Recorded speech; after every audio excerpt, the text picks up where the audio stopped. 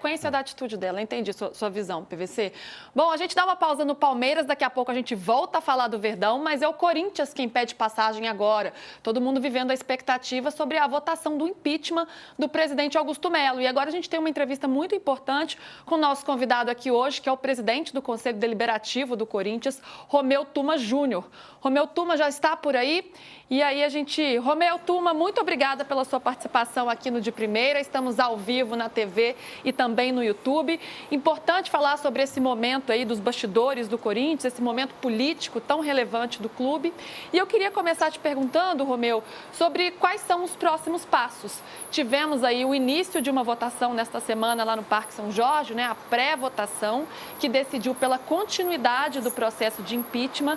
Então, queria entender se já tem uma nova data para o processo ser votado de fato dentro do Conselho, como que está isso, se já tem um local, se pode ser no Parque São Jorge ou na Neoquímica Arena, e se será também presencial ou online. Esclarecer essas questões para a gente. Muito obrigada pela sua participação aqui no De Primeira. Seja bem-vindo. Obrigado, Romeu. Obrigado, Luísa. Boa tarde. Alicia, PVC, André. Prazer estar com vocês. Infelizmente, eu não consigo responder quase que nenhuma das perguntas. Efetivamente, nós não temos ainda a data, nem o local. O que nós temos, de fato, é que a reunião está suspensa nos termos do artigo 85 do Estatuto, que mantém a reunião, na verdade, aberta, né? A reunião está aberta, suspensa pela presença das pessoas, mas o Estatuto do Corinthians permite que a reunião seja tornada permanentemente aberta até a sua conclusão, por conta do horário que se encontravam, as questões mesmo de insegurança, o tardar do dia já era muito tarde da noite, a gente precisava aí, para seguir a pauta, tinha a palavra ainda da Comissão de Ética, a defesa do presidente e também da sua defesa técnica através do advogado e a votação efetiva da destituição ou não, até uma deliberação da Assembleia Geral. Então, nós, em comum acordo de todos, foi votado os termos do artigo 85, que mantém a sessão permanente e, obviamente, ela será retomada no momento oportuno ainda a ser decidido. Esse estatutário tem que ser presencial? Não estou ouvindo. O Romeu é o PVC. Tudo bem? Está me ouvindo? Estou te ouvindo, obrigado. Obrigado você, Romeu, por atender a gente. Do ponto de vista estatutário, tem que ser presencial ou pode ser online? Não, ela pode ser online, pode ser presencial, mas a gente sempre prefere que seja presencial para evitar qualquer tipo de constrangimento, enfim. A gente está analisando, o que é importante é que as pessoas tenham tranquilidade, tenham serenidade, a gente vai decidir quando, como e também aonde é melhor que ela seja realizada. Também vamos analisar essa questão presencial ou online, nós não temos nenhum impedimento em nenhuma das questões, nada efetivamente pode ser, não é nada proibido, mas a gente quer analisar com bastante tranquilidade, serenidade, para que as coisas sejam feitas de forma muito pacífica. Nós tivemos alguns problemas, isso é muito triste, não é o que a gente deseja. A gente deseja que as pessoas possam exercer seu direito de comparecimento, de voto, de uma forma serena. É isso que nós estamos preocupados agora. É com o nome do Corinthians, com a marca do clube e que o clube não sofra mais nenhum tipo de desgaste. O processo ele é absolutamente estatutário, legal, funciona assim. É importante as pessoas entenderem, talvez, e isso é bastante relevante, que o procedimento ele respeita os termos do nosso estatuto. Não é um inquérito policial, não é um processo judicial, é um processo administrativo. Ele visa analisar, não é uma determinação minha, mas do estatuto, se houve ou não prejuízo para a imagem do clube, se houve ou não prejuízo financeiro do clube. Não é analisar se teve crime, se não teve crime. O tempo desse processo administrativo ele é baseado no estatuto, ele não é um tempo dos processos judiciais, não é um tempo de um processo criminal, Então é isso que tem que ser analisado e é isso que tem que ser deliberado para que o Corinthians volte à sua tranquilidade, para poder a gente fazer com que as coisas funcionem normalmente. O Corinthians não vai acabar, o Corinthians não vai morrer. Nenhum de nós é mais importante do que a história e que o Corinthians em si. Então a gente tem que ter bastante tranquilidade e saber que essas coisas são normais. O fato é que tudo que acontece no Corinthians tem uma repercussão muito maior. Mas a gente tem que encarar isso com naturalidade. Infelizmente, não é uma coisa que nos deixa feliz, não deixa ninguém feliz, nenhum corintiano está feliz com isso. Mas são coisas que acontecem e a gente tem que ter serenidade para tocar as coisas em frente dentro de uma institucionalidade que é muito relevante. Romeu, prazer falar com você, André Hernan aqui. O presidente do Corinthians, o Augusto Melo, ele fala muito da questão do golpe, né? Tem torcedor nas redes sociais, torcedor que vai ao Parque São Jorge, na Arena, também fala não ao golpe. Preciso te perguntar, vocês estão dando um golpe no Corinthians? A gente vê isso, mas assim, eu atribuo a isso algumas questões, assim. Primeiro, um discurso político que é natural, né? Num processo, as pessoas se defendem como quer. A gente sabe que a mobilização da opinião pública ela é importante numa disputa de alguém que está sofrendo um procedimento de impedimento, ou de impeachment, ou de destituição. Mas a gente sabe também que o processo ele é regado pelo Estatuto.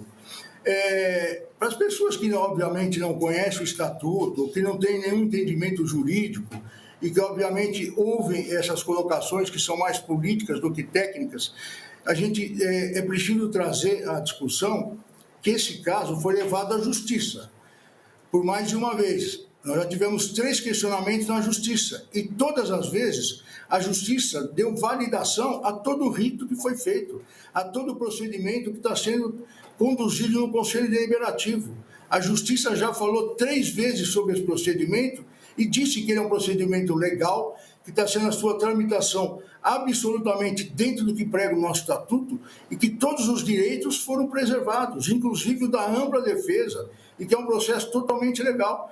Então, acho que isso por si só responde que não tem golpe, não existe nenhum tipo de golpe. Golpe é quando você tenta tomar o poder, ou quando alguém tenta tomar o poder, sem estar embasado numa regra estatutária, sem ter o legítimo direito do voto. Então, assim, além do que, e aí eu falo por suposição, porque nós temos, além de uma votação dentro do Conselho, que vai deliberar ou não pelo afastamento do presidente, a destituição, no caso dentro do Conselho, é uma destituição temporária. Quem vai decidir de fato e de direito a destituição ou não dele é a Assembleia Geral dos Sócios. Se acontecendo, sob hipótese, se acontecer isso, quem assume é o vice-presidente, que foi eleito pelos mesmos sócios que apoiaram o presidente. Então, assim, não é que vem um grupo de oposição, efetivamente. E também é importante ressaltar que quem começou todas as denúncias, esse processo nasceu de denúncias feitas pelas próprias pessoas da atual gestão, pessoas que estavam junto com o presidente, que foram eleitas junto com o presidente. Então, assim, não foram denunciantes que vieram da oposição. Então é importante tudo isso para a gente falar claramente, até porque a Justiça já validou isso e eu jamais permitiria qualquer procedimento que fosse fora do Estatuto. Eu sempre estive na oposição no clube, desde 95 eu sou um oposicionista, sempre cobrei as coisas dentro do Estatuto, muitas vezes fui voz quase que única lá. Então jamais permitiria agora, como presidente do Conselho, que sempre cobrei, que o Estatuto fosse respeitado, que alguém fizesse diferente daquilo que eu preguei na prática e hoje como presidente e guardião do Estatuto. Alícia.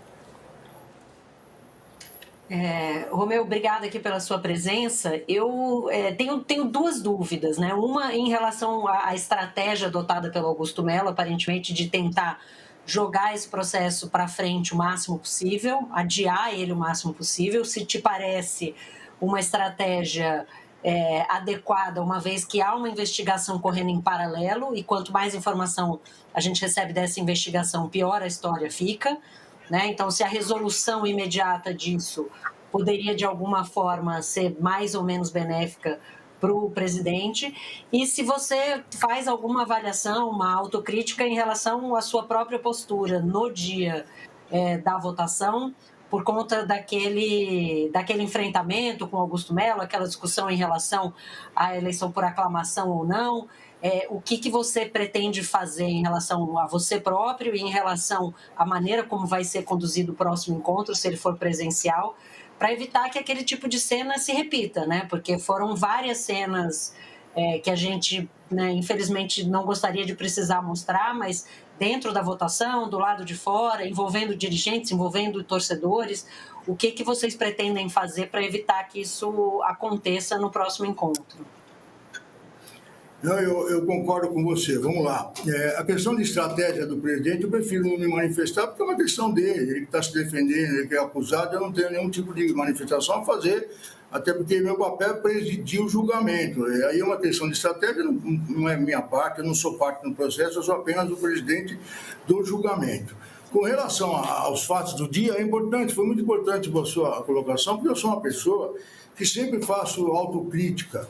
E como os fatos foram noticiados e as pessoas tiveram acesso à imagem, não sabe exatamente o que aconteceu, não tem áudio, foi importante se falar para a gente poder esclarecer e deixar isso bem claro.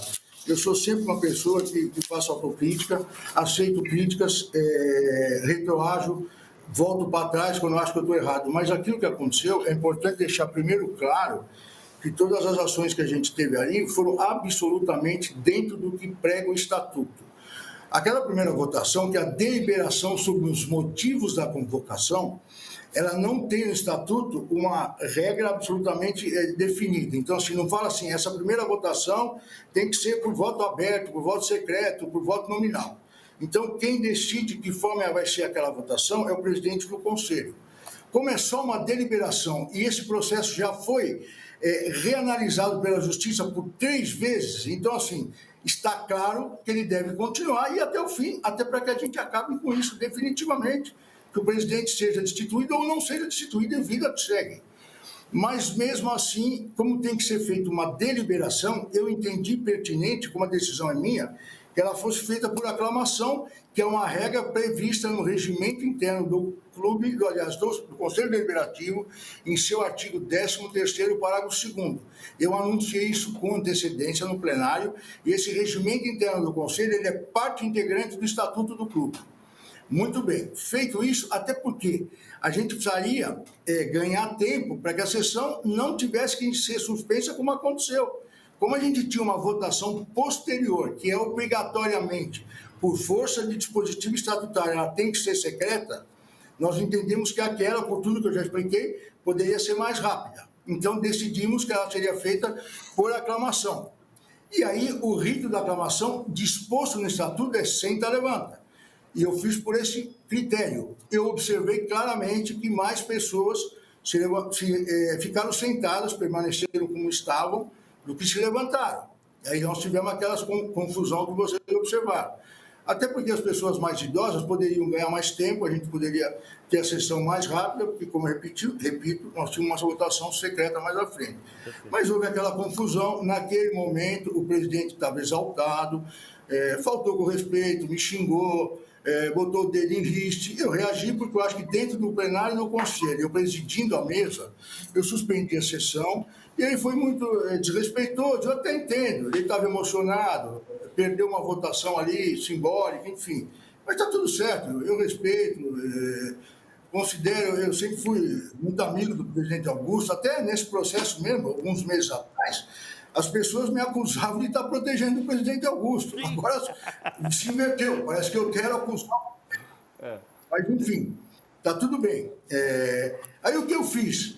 Para mostrar até que eu sou democrático, estou presidindo um júri, estou tratando todo mundo com o maior respeito, a defesa dele pediu se eu não podia reconsiderar a decisão. Eu falei, claro, vamos refazer o procedimento, não tem problema nenhum. Então, voltei e falei, aí fiz uma autocrítica, falei, vamos fazer de novo para não ficar nenhum tipo de sequela, de questionamento, enfim. Aí refizemos a votação. Aí eu falei, por uma questão, obviamente, de coerência, como a próxima votação vai ser secreta, vamos fazer secreta, com cédulas, para que não fique nenhum tipo de questionamento.